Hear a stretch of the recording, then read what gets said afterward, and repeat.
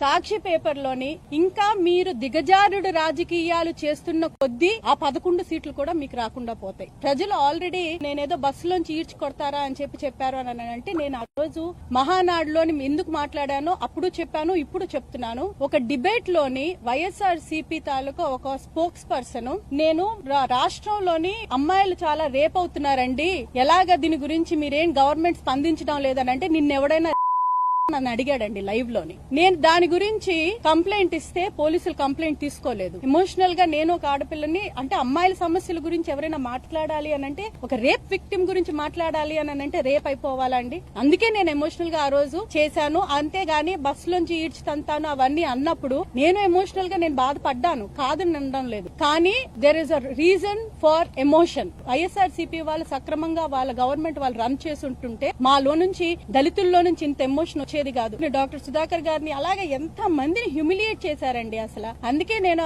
ఈ రోజు మీ పద్ధతి మీరు మార్చుకోకపోతే మీరు ప్రతి మహిళని ఇబ్బంది పెట్టారు, ప్రతి ఒక్కరిని ఇబ్బంది పెట్టారు. మీ పతనానికి మీరే నాంది పలుకున్నారు, మీరు 11కు పడిపోయారు. ఇప్పుడు కూడా ఇంకా ఇలా చేసుకుంటూ పోతే నాలాగే ప్రతి ఒక్క ఆడపిల్ల తలకు ఉసురు పోసుకుంటారు.